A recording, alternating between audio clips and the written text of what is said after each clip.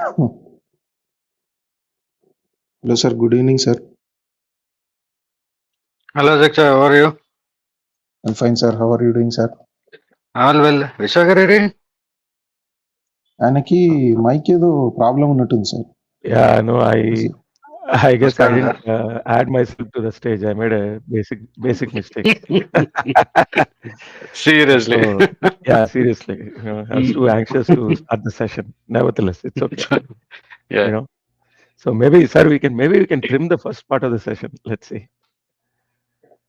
First part of the Session, first few not minutes. necessary, sir. That's okay. No, let's go ahead. Yeah. Sudan and So, Tarat, let's think about it. yeah, we can always see. So anyway, so without Well, much we need further some delay, technical expertise which we don't have. How to trim on that. yeah, that's okay. We'll figure it out. Nevertheless, false start, it happens, but now let's start in Yeah. earnest. So anyway, welcome to everybody, whoever is going to listen to it during live and after the live is over. So we are now starting the second reading of Sophie's World. We finished 2 chapters last time. Very interesting book. It's about Western philosophy and a very young mind's introduction to how philosophy, what are the types of questions that philosophers typically ask. The girl in the book, the protagonist in the book, has a very keen mind. So she's able to grasp slowly try to plumb the depths of these questions very quickly, right? And her mom is obviously a little bit worried because this girl seems to be asking some very strange, she's behaving strangely, but nevertheless, hopefully things will normalize as the book goes on, basically. Yeah. Devavrata Bhishma Garu, namaste. So, without delay, Sikshadi Garu, do you want to start or do you want me to start? We are on page number, I will tell you, it's 14 of 304, basically. Okay, sir. Okay, sir. Got it. It's called, The the myths. chapter is called The Myths, exactly, which is, I think, quite beautiful. So, please go ahead.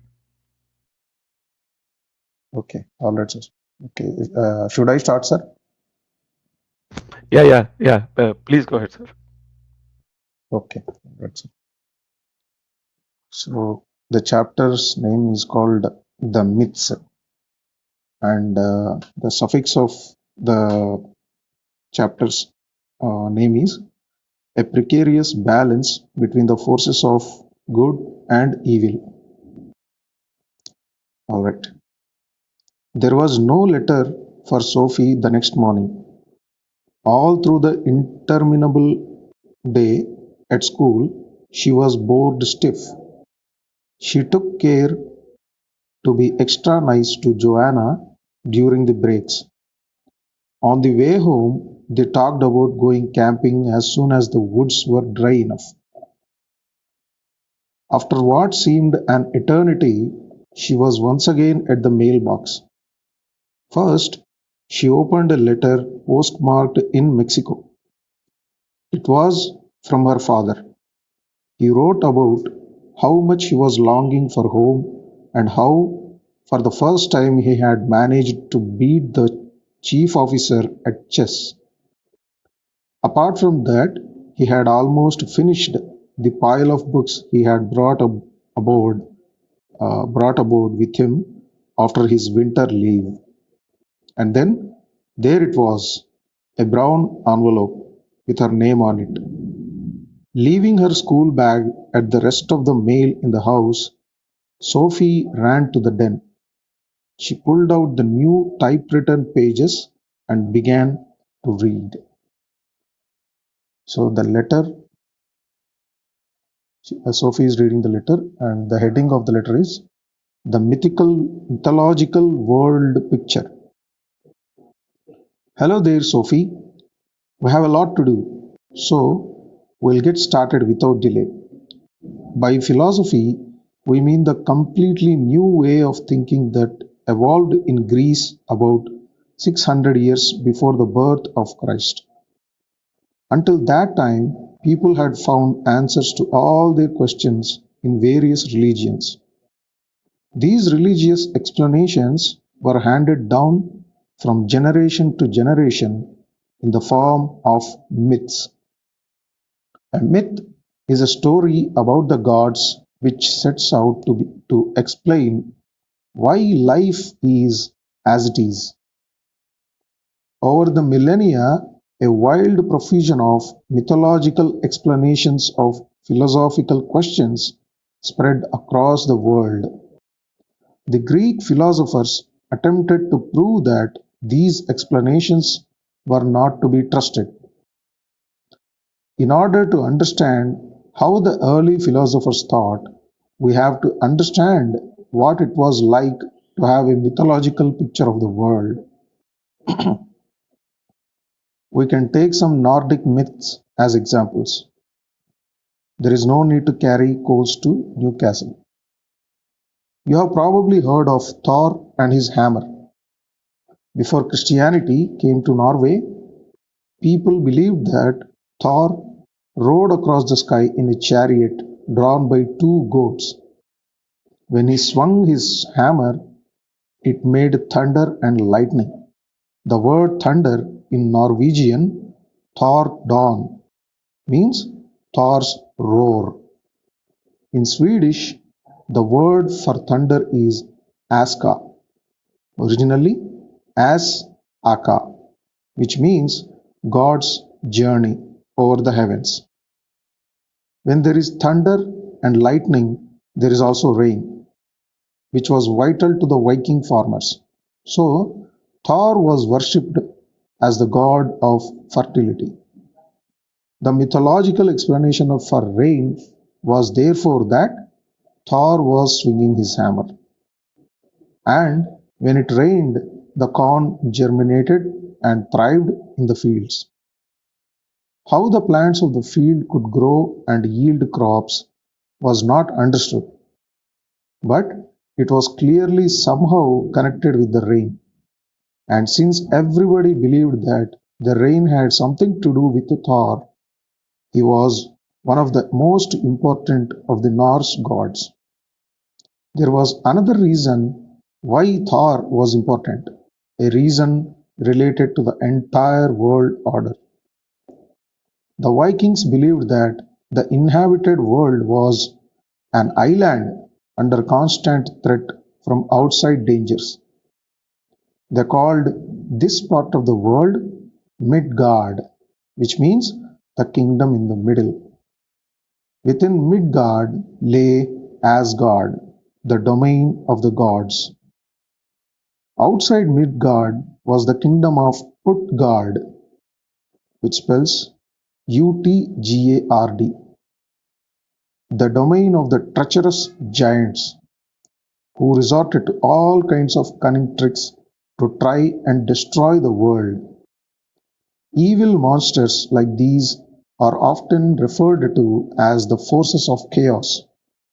Not only in Norse mythology, but in almost all other cultures, people found that there was a precarious balance between the forces of good and evil. One of the ways in which the giants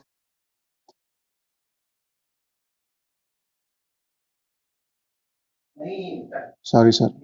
One of the ways in which the giants could destroy Midgard was by abducting Freya, the goddess of fertility. If they could do this, nothing would grow in the fields, and the women would no longer have children. So, it was vital to hold these giants in check. Thor was a central figure in this battle with the giants. His hammer could do more than make rain. It was a key weapon in struggle against the dangerous forces.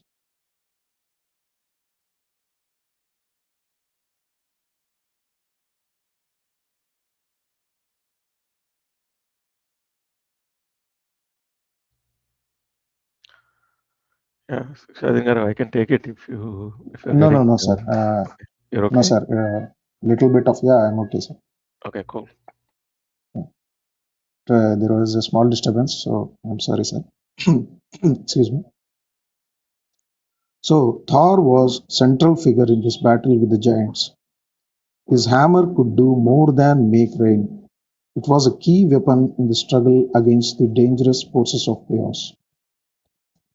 It gave him almost unlimited power. For example, he could hurl it at the giants and slay them, and he never had to worry about losing it because it always came back to him, just like a boomerang.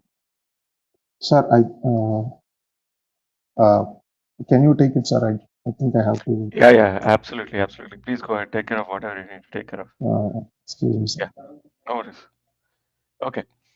So this was the mythological, just like a boomerang. So the Thor's hammer would come back to him. This was the mythological explanation for how the balance of nature was maintained and why there was a constant struggle between good and evil. And this was precisely the kind of explanation that philosophers rejected. But it was not a question of explanations alone. Mortals could not sit idly by and wait for the gods to intervene while catastrophes such as drought and plagues loomed. They had to act for themselves in the struggle against evil. This is very important, right? So it's not that things will happen by themselves. There is your part that you need to play as well. And that is how the ancients motivated themselves to actually get up every day and act. They did they did by performing various religious ceremonies or rites. The most significant religious ceremony in Norse times was the offering. Making an offering to a god had the effect of increasing that god's power. For example, mortals had to make offerings to the gods to give them the strength to conquer the forces of chaos. They could do this by sacrificing an animal to the god. The offering to Thor was usually a goat. Offerings to Odin sometimes took the form of human sacrifices, and that's where it gets a little bit dark by today's standards. The myth that is best known in Nordic countries comes from the Eddi poem, The Lay of Thrym. It tells how Thor, rising from sleep, finds that his hammer is gone. This makes him so angry that his hands tremble and his beard shakes.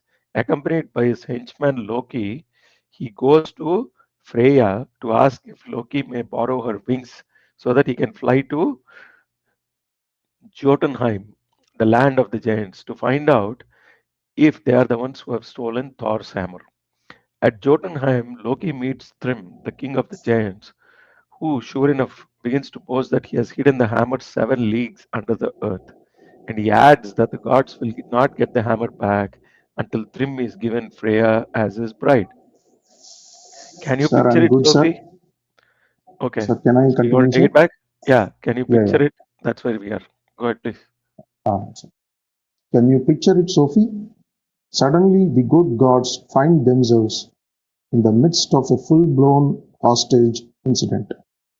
The giants have seized the gods' most vital defensive weapon. This is an utterly unacceptable situation. As long as the giants have Thor's hammer, have total control over the world of gods and mortals. In exchange for the hammer, the gods offer the giants a promise of immortality.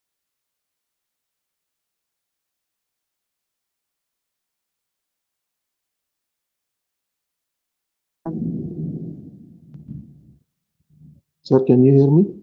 Hello. Yeah.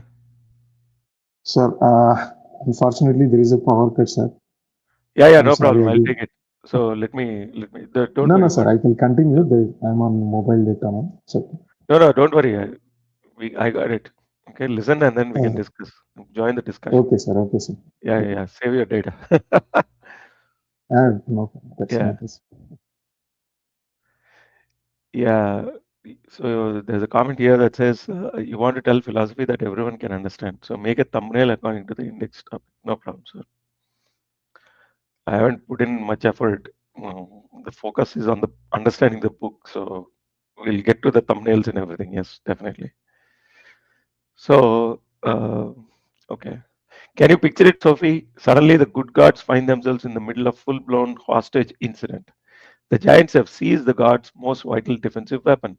This is an utterly unacceptable situation. As long as the giants have Thor's hammer, they have total control over the world of gods and mortals. In exchange for the hammer, they are demanding Freya. But this is equally unacceptable. If the gods have to give up their goddess of fertility, she who protects all life, the grass will disappear from the fields and all gods and mortals will die. The situation is deadlocked. So it's you are caught between a rock and a hard place, as they say. Loki returns to Asgard, so the myth goes, and tells Freya to put on her wedding attire, for she is, alas, to wed the king of the giants. Freya is furious and says people will think she is absolutely man crazy if she agrees to marry a giant. Then the god Heimdall has an idea. He suggests that Thor dress up as a bride with his hair up and two stones under his tunic. He'll look like a woman, basically. Understandably, Thor is not wildly enthusiastic about the idea, but he finally accepts that this is the only way he will ever get his hammer back. So Thor allows himself to be attired in bridal costume with Loki as his bridesmaid. To put it in present day terms, Thor, Loki are the gods' anti-terrorist squad. Disguised as women, their mission is to breach the giant stronghold and recapture Thor's hammer. When the gods arrive at Jotunheim, the giants begin to prepare the wedding feast. But during the feast, the bride, who is Thor, devours an entire ox and eats salmon. He also drinks 3 barrels of beer. This astonishes Thrym. The true identity of the commandos is very easily revealed. But Loki manages to avert the danger by explaining that Freya has been looking forward to coming to Jotunheim so much that she has not eaten for a week. Then, when Thrym lifts the bridal veil to kiss the bride, he is startled to find himself looking into Thor's burning eyes. Once again, Loki saves the situation by explaining that the bride has not slept for a week because she is so excited about the wedding. At this, Thrym commands that the hammer be brought forth and laid out in the bride's lap during the wedding ceremony. Thor roars with laughter when he is given the hammer. First, he kills Thrym with it, and then he wipes out the giants and all their kin. And thus, the gruesome hostage affair has a happy ending. Thor, the Batman or James Bond of the gods, has once again conquered the forces of evil. So much for the myth itself, Sophie. But what is the real meaning behind it? Yes. Now we are getting to the true symbolism, which is the most important philosophical reading of a myth, right? If you take the myth literally, like some self-proclaimed highly short-sighted intellectuals are doing nowadays, then it will not have any meaning. The idea is to read behind what is it that it is trying to communicate, or what is the symbolism. So here we go. But what is the real meaning behind it? It wasn't made up just for entertainment. The myth also tries to explain something. Here is one possible interpretation. See how careful the author is, because myths can be interpreted in multiple ways. And if you're not willing to deal with something as simple as the uncertainty of interpreting a myth, then how prepared will you be to face the uncertainties that the life is going to throw at you, right? This is the most important thing that people who appreciate the philosophical side of mythology instinctively understand that some people don't seem to get, basically. Okay, here is one possible interpretation. When a drought occurred, people sought an explanation of why there was no rain. Could it be that the giants had stolen Thor's hammer? That was the question. Perhaps the myth was an attempt to explain the changing seasons of the year. In the winter, nature dies because Thor's hammer is in Jotunheim. But in the spring, he succeeds in winning it back. So the myth tried to give people an explanation for something that they could not understand. But a myth was not only an explanation, people also carried out religious ceremonies related to myths. We can imagine how people's response to drought or crop failure would be to enact a drama about the events in the myth. Perhaps a man from the village would dress up as a bride with stones for breasts in order to steal the hammer back from the giants. By doing this, people were taking some action to make it rain so the crops would grow in their fields, like the American Indians doing what is known as a rain dance, for example, right? Or there was this one movie where, I saw there was this Indian movie where an artist sings a particular raga called the Meghamalhar, basically, right? Which makes it rain, and then that causes a lot of uh, the difficulty during the drought ease, basically, right? There are a great many examples from other parts of the world. There you go, where of the way people dramatize their myths of the seasons in order to speed up the processes of the nature. So far, we have only taken a brief glimpse at the world of Norse mythology, but there were countless myths about Thor and Odin, Freyr and Freya, Hoder and Balder, and many other gods. Mythological notions of this kind flourished all over the world until philosophers began to tamper with them. So, here I want to make a quick plug. A few days ago on Manavahini channel, we actually did a session on Joseph Campbell and what is called a hero's journey, basically, one of his frameworks that he developed after doing a comparative study of the mythologies of the world, basically. It was a very good session, and a lot of the movie scripts, Hollywood movie scripts, etc., followed this particular framework, basically. So it's there in Manavahini Lawyer Guru's channel. If you want, you can actually go take a look at it. And I'm also planning to do a couple of other movie reviews based on that particular framework, where the hero goes through an internal transformation in order to actually achieve something externally in the external world to establish a more peaceful and more fair world order, basically, right? And it straight away comes from studying mythologies, basically, right? And mythologies like this flourished all over the world. In this particular case, the author Jostein Gaarder is saying, until philosophers began to tamper with them. So there was a tampering that happened. Let's see what that is. A mythological world picture also existed in Greece, where the first philosophy was evolving. The stories of Greek gods had been handed down from generation to generation for centuries. In Greece, the gods were called Zeus and Apollo, Hera and Athene, Dinos, uh, Dinos, Dionysos and Asclepios, Heracles and Hephaestus, to mention only a few of them. So there are so many Greek mythologies that are also very popular Hollywood movies, as well as in India. You hear about them all the time. The stories of Hercules and these kinds of things, right? The Clash of the Titans, um, uh, the story of the Kraken, and uh, what is the the evil monster that actually makes. If you look at it, then if she looks at you, then you become a stone and that kind of stuff, right? So around 700 BC, much of Greek mythology was written down by Homer and Hesiod. This created a whole new situation. So we know that Homer wrote these two books, the Iliad and Odyssey, basically, right? Now that the myths existed in written form, it was possible to discuss them. The earliest Greek philosophers criticized Homer's mythology because the gods resembled mortals much, too much. The gods resembled the mortals too much and were just as egoistic and treacherous, in fact, probably worse. For the first time, it was said that the myths were nothing but human notions. One exponent of this view was the philosopher Xenophanes, who lived around 570 BCE. Men have created the gods in their own image, he said. They believe the gods were born and have bodies and clothes and language, just as we do. Ethiopians believe that the gods are black and flat nosed. Thracians imagine them to be blue eyed and fair haired. If oxen, horses, and lions could draw, they would depict gods that look like oxen, horses, and lions. That was his argument, basically. During that period, the Greeks founded many city states, both in Greece itself and in Greek colonies in the southern Italy and Asia Minor. Asia Minor is some portions of the Middle East, basically, where all manual work was done by slaves, leaving the citizens free to devote all their time to politics and culture. In these city environments, people began to think in a completely new way.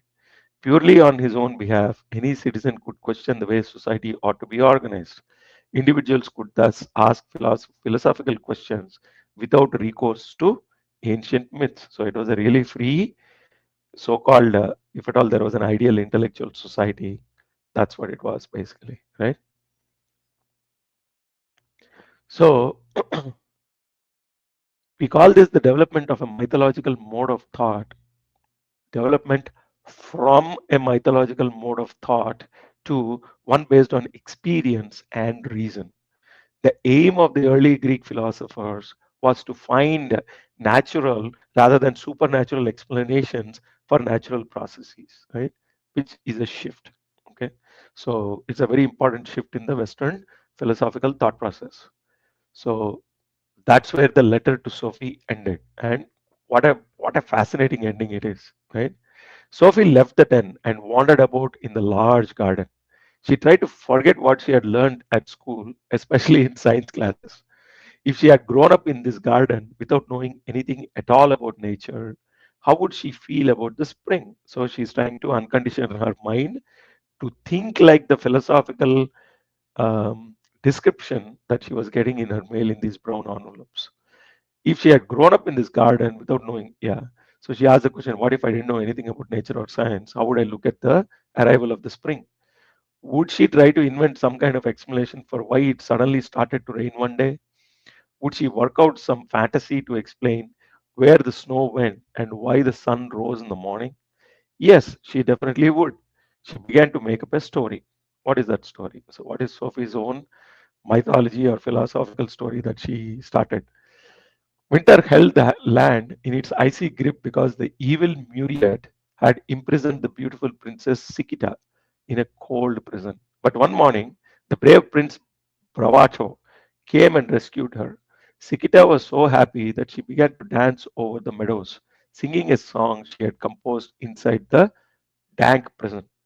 The earth and the trees were so moved that all the snow turned into tears.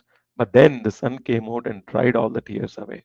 The birds imitated Sikita's song, and when the beautiful princess let down her golden tresses, a few locks of her hair fell onto the earth and turned into the lilies of the field. So this was the story she made up. Sophie liked her beautiful story. If she had not known any other explanation for the changing seasons, she felt sure she would have come to believe her own story in the end. She understood that people had always felt a need to explain the processes of nature. Perhaps they could not live without such explanations, and that they made up all those myths in the time before there was anything called science.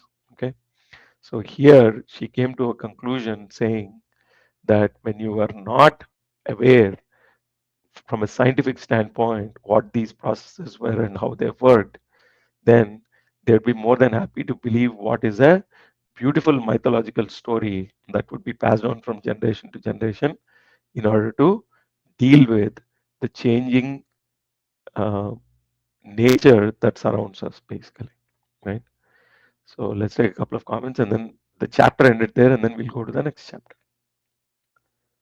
So Devabrata Bhishma is saying, in our childhood days during thunder, we also think that war is going on, some war is going on between God and devil. That's why the lightning is generated.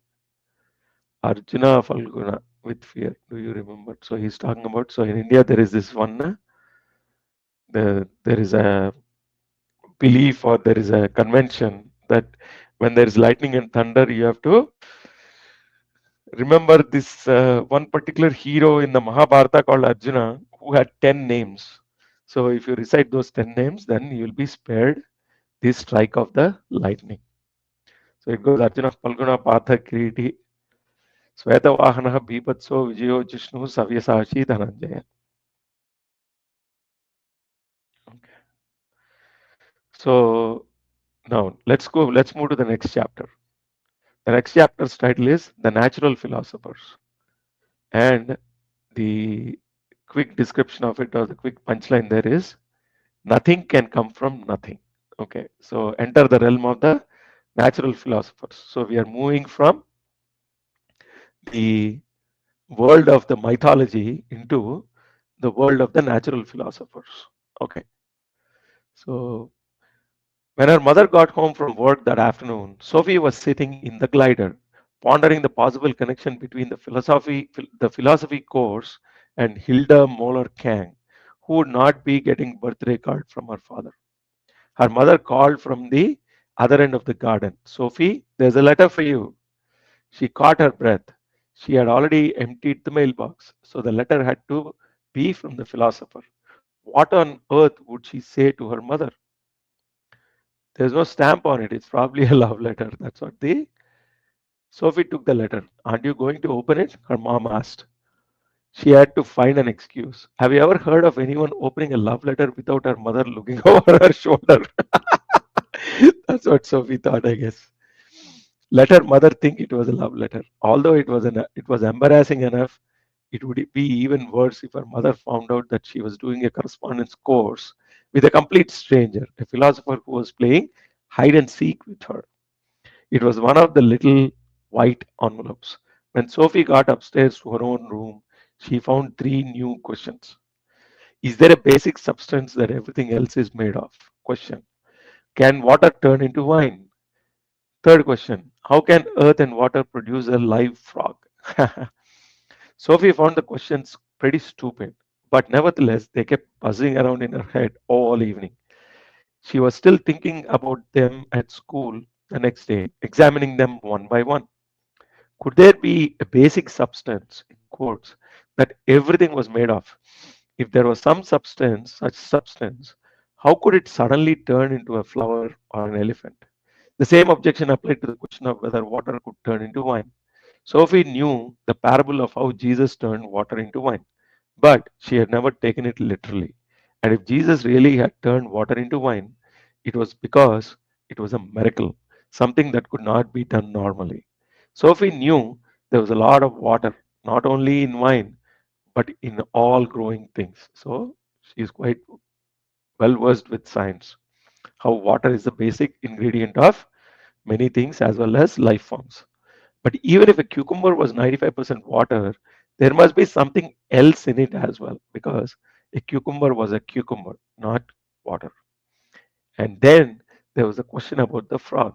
Her philosophy teacher had this really weird thing about frogs. Sophie could possibly accept that a frog consisted of earth and water, in which case the earth must consist of more than one kind of substance. If the earth consists of a lot of different substances, it was obviously possible that earth and water together could produce a frog. That is, if the earth and water went via frog spawn and tadpoles.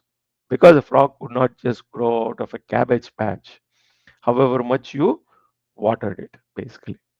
So, if the earth and water combined in such a way that they produce frog spawn and tadpoles, then they could make frogs.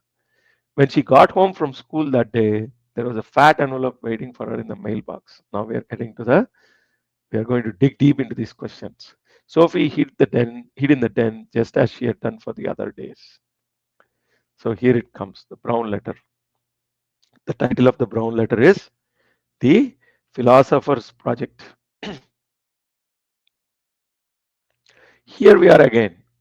We'll go directly to today's lesson without detours around the white rabbits and the like. I'll outline very broadly the way people have thought about philosophy from the ancient Greeks right up to our own day, but we'll take things in their correct order. So, here is the timeline of the philosophical evolution. Since some philosophers lived in a different age and perhaps in a completely different culture from ours, it is a good idea to try and see what each philosopher's project is. By this, I mean that we must try to grasp precisely what it is that each particular philosopher is especially concerned with finding out. One philosopher might want to know how plants and animals came into being. Another might want to know whether there is a God or whether man is an immortal soul. Once we have determined what a particular philosopher's project is, it is easier to follow his line of thought and her line of thought as well, since no one philosopher concerns himself with the whole of philosophy. It's too vast a subject. I said his line of thought, referring to the philosopher, because this is also a story of men. Okay, so now the author is saying why he used his versus hers. Okay, so the story of philosophy, the author is arguing, is the story of men, not women. Why? Women of the past were subjugated both as females and as thinking beings, which is sad because a great deal of very important experience was lost as a result. It was not until this century that women really made their mark on the history of philosophy. I do not intend to give you any homework, no difficult math questions or anything like that, and conjugating English verbs is outside my sphere of interest. However, from time to time, I'll give you a short assignment. If you accept these conditions, we'll begin. So here is where the Indian philosophy could potentially be different from the Western philosophy, because there were enough women philosophers that contributed to Indian philosophy, right? At the same time, they knew that they had a particular role to play in the society, and they played it with a lot of pride and uh, a very strong sense of responsibility um, uh, and um, ownership, basically. Okay. So now let's come to short assignment. The natural philosophers. That's the title of the assignment. The earliest Greek philosophers are sometimes called natural philosophers because they were mainly concerned with the natural world and its processes. We have already asked ourselves where everything comes from. Nowadays, a lot of people imagine that at some time something must have come from nothing. Okay, so we are back to that question, right? Somewhere at some point of time, something must have come from nothing, because if nothing existed before everything started, then the entire world, something basically, right, must have come from that nothing. This idea was not so widespread among the Greeks. For one reason or another, they assumed that something had always existed. Okay, how everything could come from nothing was therefore not the all important question. On the other hand, the Greeks marveled at how live fish could come from water, and huge trees and brilliantly colored flowers could come from the dead earth. Not to mention how a baby could come from its mother's womb. The philosophers observed with their own eyes that nature was in a constant state of transformation. But how could such transformation occur? How could such something change from being substance to being a living thing, for example? All the earliest philosophers, so what is the how is life created? That's where they're getting it. All the earliest philosophers shared the belief that there had to be a certain basic substance at the root of all change. How they arrived at this idea is hard to say. We only know that the notion gradually evolved, and there must be a basic substance that was the hidden cause of all changes in nature. There had to be something, in quotes, that all things came from and returned to. For us, the most interesting part is actually not what solutions these earliest philosophers arrived at, but which questions they asked and what type of answer they were looking for. We are more interested in how they thought than in exactly what they thought. And this is quite fascinating, right? This is where philosophy differs from other studies. Here, the question is at the center, and how you pose the question, what is the thought process that made you arrive at a particular question, is what philosophy is mostly concerned about, not necessarily the solution or what the solution is, basically, right? Or whatever they were thinking about, right? How did they think and what questions did they ask? This is what the concern of the philosophical discourses. We know that they posed questions relating to the transformations they could observe in the physical world. They were looking for the underlying laws of nature. They wanted to understand what was happening around them without having to turn to ancient myths. And most importantly, they wanted to understand the actual processes by studying nature itself. This was quite different from explaining thunder and lightning or winter and spring by telling stories about the gods. So, philosophy gradually liberated itself from religion. We could say that the natural philosophers took the first step in the direction of scientific reasoning, thereby becoming the precursors of what was to become science. Only fragments have survived of what the natural philosophers said and wrote. What little we know is found in the writings of Aristotle, who lived 2 centuries later, right? So around, let's say, 300 BCE or whatever the timeline is, still BCE, but slightly after the original, this detachment from the mythological framework to a natural philosophical framework happened, basically. So we do not always know by what paths he refers. So Aristotle refers only to the conclusions the philosophers reached. So we do not always know by what paths they reach these conclusions. But what we do know enables us to establish that the earliest Greek philosophers project concerned the question of a basic constituent substance and the changes in nature. Okay, so the next chapter or the next sub chapter of the letter. Three philosophers from Miletus. The first philosopher we know of is Thales, who came from Miletus, a Greek colony in Asia Minor. He traveled in many countries, including Egypt, where he is said to have calculated the height of a pyramid by measuring its shadow at the precise moment when the length of his own shadow was equal to his height. So, what did he do? He found out when the sun is actually up in the sky at such an angle that his own shadow was equal to his height. So he deduced that if my shadow is equal to my height, then the height of the pyramids, the length of the shadow cast by the pyramid should be equal to the height of the pyramid, right? So when the sun is at a 45-degree angle, then you get this sort of a right angle triangle where it's a, both the sides are equal, basically, right? He is also said to have accurately predicted a solar eclipse in the year 585 BCE. Thales thought that the source of all things was water. We do not know how exactly, we do not know exactly what he meant by that. He may have believed that all life originated from water and that all life returns to water again when it dissolves.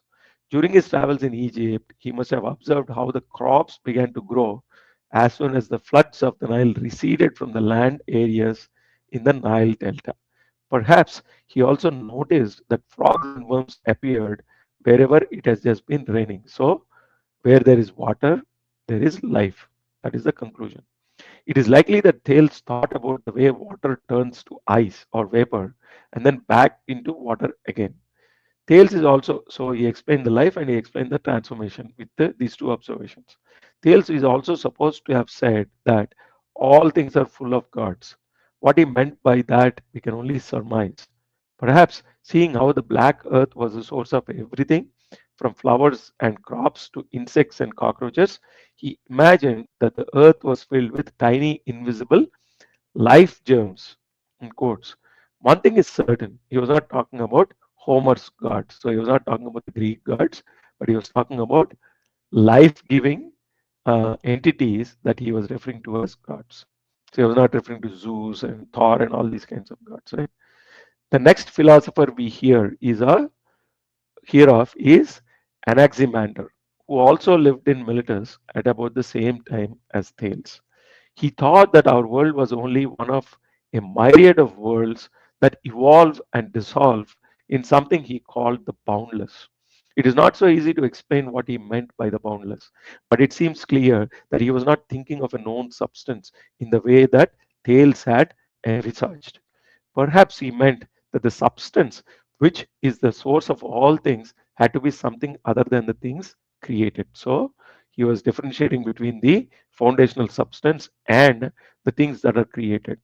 Because all created things are limited, but that which comes before and after that must be boundless. Okay, so he's sort of aligning himself with this concept that we have in India as well, right? The Bharatiya philosophy also talks about this. It is clear, but it's we don't refer to it as a physical thing. Here he is talking about a physical thing that exists before all things came, and then that exists after all things are eliminated, basically, right? So it must be boundless. So this is a thought process that was there across cultures. It is clear that this basic stuff could not be anything as ordinary as water. The third philosopher from Miletus was Anaximenes, circa 570 to 526 BCE. He thought that the source of all things must be air or vapor. Anaximenes was, of course, familiar with Thales' theory of water, but where does water come from? Anaximenes thought that the water was condensed air. We observe that when it rains, water is pressed from the air. When water is pressed even more, it becomes earth, right? So this is also some of uh, uh, the the Panchabhuta theory that India has, right? So from Akasha comes Vayu, Vayu comes water, from water comes earth, from or fire, and then fire, from fire comes earth, that kind of stuff, right? So early days of exploration. When water is pressed even more, it becomes earth, he thought. He may have seen how earth and sand were pressed out of melting ice. He thought that the fire was rarefied air. According to Anaximenes, air was therefore the origin of the earth, water, and fire. Again, you are explaining the five elements. It's not a far cry from water to the fruit of the earth. Perhaps Anaximenes thought that earth, air, and fire were all necessary to the creation of life, but that the source of all things was air or vapor. So, like Thales, he thought that there must be an underlying substance that is the source of all natural change. Okay, so we go to the next chapter in the letter. Nothing can come from nothing. All right. These three Milesian philosophers all believed in the existence of a single basic substance as the source of all things. But how could one substance suddenly change into something else? Right? So you have established a theory, or you have proposed a theory that there is a single thing that is the source of everything. But how do you explain the transformation? We can call this the problem of change. So now the philosophers set out to answer that question. How can one thing become another thing? How can it change? The problem of change. From about 500 BCE, there was a group of philosophers in the Greek colony of Elea in southern Italy. These Eleatics were interested in this question. So here now we see not all philosophers are pondering about the same questions, right?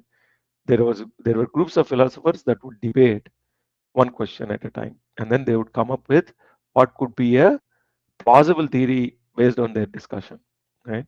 The most important of these philosophers was Parmenides, 540 to 480 BCE circa.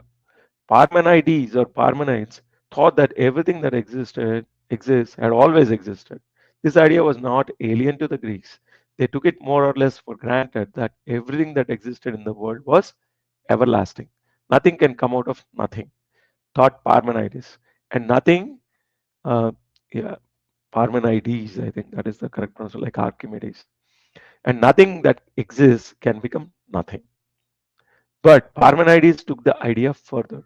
He thought that there was no such thing as actual change. Nothing could become anything other than it was. Parmenides realized, of course, that nature is in a constant state of flux. He perceived with his senses that things changed, but he could not equate this with what his reason told him. When forced to choose between relying on either on his senses or his reason, he chose reason. You know the expression, I'll believe it when I see it? But Parmenides didn't even believe things when he saw them. He believed that our senses give us an incorrect picture. Very interesting. Incorrect picture of the world. A picture that does not tally with our reason. As a philosopher, we saw it as his task. He saw it as his task to expose all forms of perceptual illusion. Enter the term illusion, basically, or appearance. This unshakable faith in human reason is called rationalism. A rationalist is someone who believes that human reason is the primary source of our knowledge of the world. Okay, so there ends that particular chapter of nothing comes from nothing. Okay, so the next chapter in the brown letter, all things flow.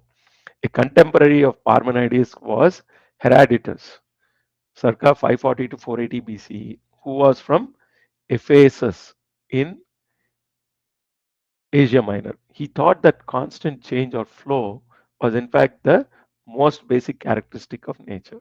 We could perhaps say that Heraclitus had more faith in what he could perceive than Parmenides did. Everything flows, said Heraclitus. Right? So it's not Herodotus, it's Heraclitus. Everything flows, said Heraclitus. Everything is in constant flux and movement. Nothing is abiding. Therefore, we cannot step twice into the same river. When I step into the river for a second time, neither I nor the river are the same. So it's like each event, each instant of time is unique, right? So there's no such thing as repetition. There's no such thing as recreation. Okay. Heraclitus pointed out that the world is characterized by opposites. If we are never ill, we could not know what it was to be well. If we never knew hunger, we would take no pleasure in being full. If there were never any war, we would not appreciate peace. And if there were no winter, we would never see the spring. Both good and bad have their inevitable place in the order of things. Heraclitus believed without this constant interplay of opposites, the world would cease to exist. So, dvandva, they call it dvandva. Dvandva is, in order for something to exist in nature, the Indian philosophers say it is composed of duality, basically. Right? Otherwise, it does not exist in the perceptible world. God is day and night, winter and summer, war and peace, hunger and satiety, he said. He used the term God, but he was clearly not referring to the gods of the mythology. Very important distinction. To Heraclitus, God or the deity was something that embraced the whole world. Indeed, God can be seen most clearly in the constant transformations and contrasts of nature. Instead of the term God, Heraclitus often used the Greek word logos, meaning reason. Although we humans do not always think alike or have the same degree of reason, Heraclitus believed that there must be a kind of universal reason guiding everything that happens in nature.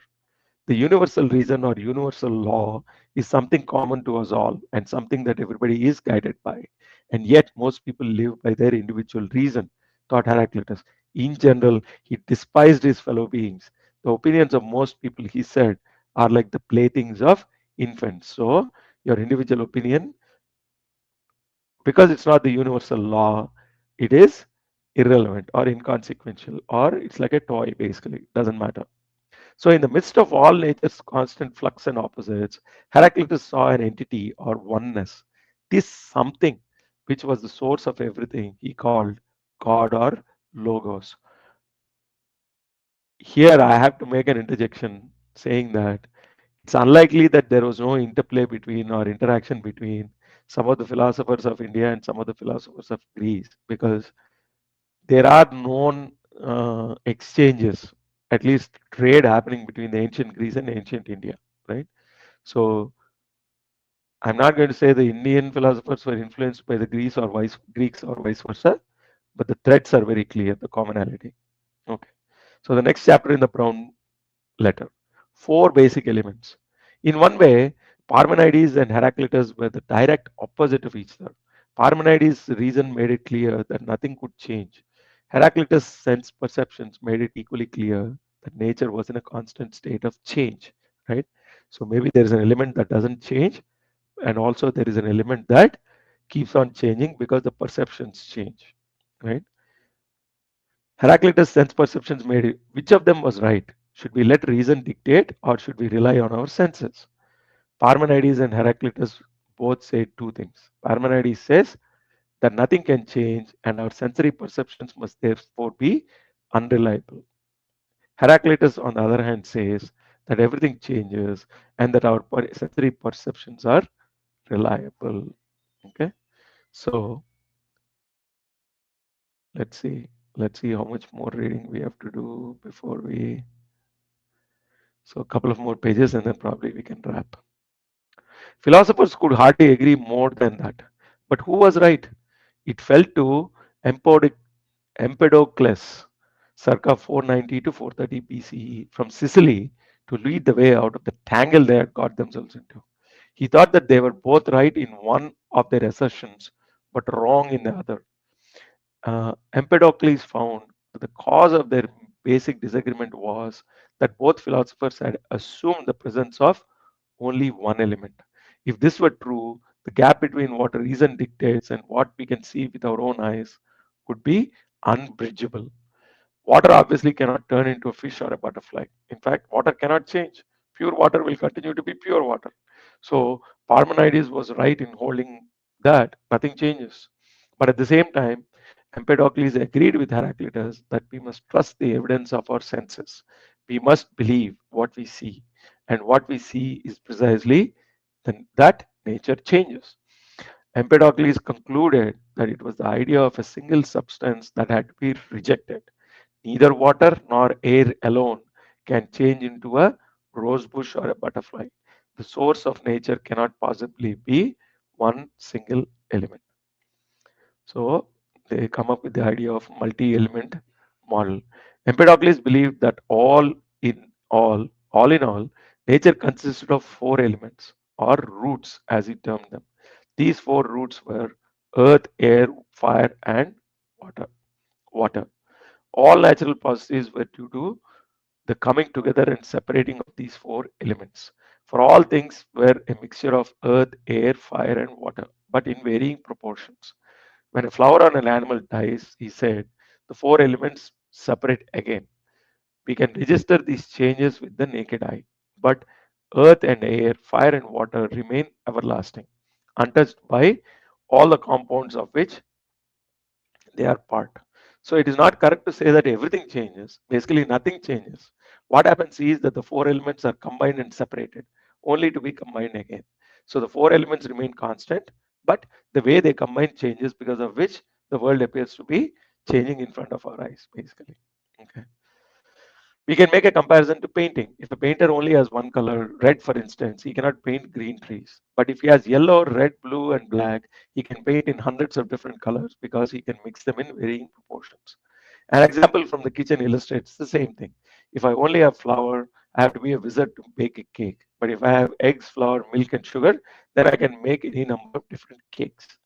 It was not purely by chance that Empedocles chose earth, air, fire, and water as nature's roots. Other philosophers before him had tried to show that the primordial substance had to be either water, air, or fire. Thales and Anaximenes had pointed out that both water and air were essential elements in the physical world. The Greeks believed that fire was also essential. They observed, for example, the importance of the sun to all living things, and they also knew that both animals and humans have body heat. Empedocles might have watched a piece of wood burning. Something disintegrates. We hear it crackle and splutter. That is water. Something goes up in smoke. That is air. The fire we can see. Something also remains when the fire is extinguished. That is ashes or earth. After Empedocles' clarification of nature's transformations as the combination and dissolution of our four roots, something still remained to be explained. What makes these elements combine so that new life can occur? And what makes the mixture of, say, a flower dissolve again? So, while this four element combination model explains the changing world around us, what it does not quite get to explaining is the presence of life, basically, right? And what happens when the life goes away, how the elements dissipate into their core forms again. Empedocles believed that there were two different forces at work in nature. He called them love and strife. Love binds things together and strife separates them. Very interesting. He distinguishes between substance and force. This is worth noting. Even today, scientists distinguish between elements and natural forces. Modern science holds that all natural processes can be explained as the interaction between different elements and various natural forces. Empedocles also raised the question of what happens when we perceive something. How can I see a flower, for example? What is it that happens? Have you ever thought about it, Sophie? Very long letter this is. Empedocles believed that the eyes consist of earth, air, fire, and water, just like everything else in nature. So the earth in my eye perceives what is the earth in my surroundings. The air perceives what is of the air. The fire perceives what is of the fire, and the water what is of water. Had my eyes lacked any of these four substances, I would not have seen all of nature. Okay, this is where we go to the next chapter in the letter. Something of everything in everything. Anaxagoras, circa 500 to 428 BCE, was another philosopher who could not agree that one particular basic substance, water for instance, might be transformed into everything we see in the natural world. Nor could he accept that earth, air, fire, and water can be transformed into blood and bone. Anaxagoras held that nature is built up of a finite number of minute particles invisible to the eye. Moreover, everything can be divided into even smaller parts. But even in the minutest parts, there are fragments of all other things. If skin and bone are not a transformation of something else, there must be also be skin and bone, he thought, in milk we drink and food we eat. So, first attempt at breaking everything down into elements or molecules and atoms, basically. Right? The Vaiseshika theory in the Indian Shatdarshanas also tries to do the same thing, break everything down to the shortest and the smallest form, basically. Okay. A couple of present day examples can perhaps help illustrate Anaxagoras' line of thinking. Modern laser technology can also produce so called holograms. If one of these holograms depicts a car, for example, and the hologram is fragmented, we will see a picture of the whole car, even though we only have one part of the hologram that showed the bumper. This is because the whole subject is present in every tiny part. So, in a sense, our bodies are built up in the same way. If I loosen a skin cell from my finger, the nucleus will contain not only the characteristics of my skin, the same cell will also reveal what kind of eyes I have, the color of my hair. So it's an allusion to, they are alluding to the concept of the DNA potentially.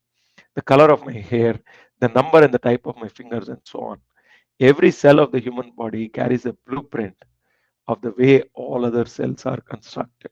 So there is something of everything in every cell. The whole exists in each tiny part, which is why the human skin is the human skin and the animal skin is like an elephant skin is the elephant skin, because the skin cell also contains a blueprint of what it is, right? Which is, this is an elephant's skin cell, not a human being's skin cell. Anaxagoras, wonderful conclusions actually. Anaxagoras called these minuscule particles, which have something of everything in them, seeds. Remember that Empedocles thought that it was love that joined the elements together in the whole bodies. Anaxagoras also imagined, in quotes, order as a kind of force, creating animals and humans, flowers and trees. He called this force mind or intelligence, also known as nous, N-O-U-S. Anaxagoras is also interesting because he was the first philosopher we hear of in Athens.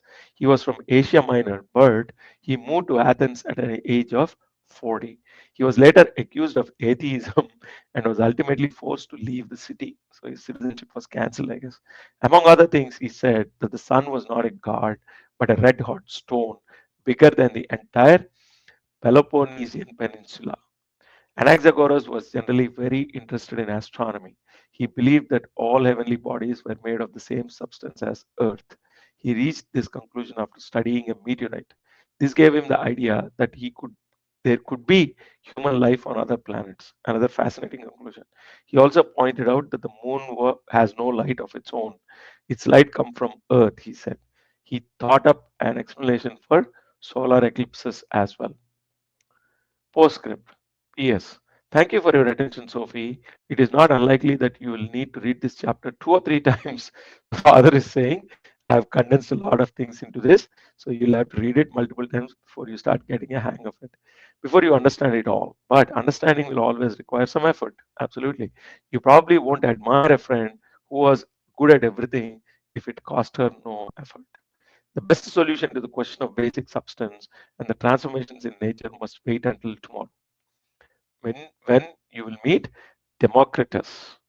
Okay, so there's a new philosopher called Democritus that was in the timeline, right? But the brown letter person is not saying anything yet.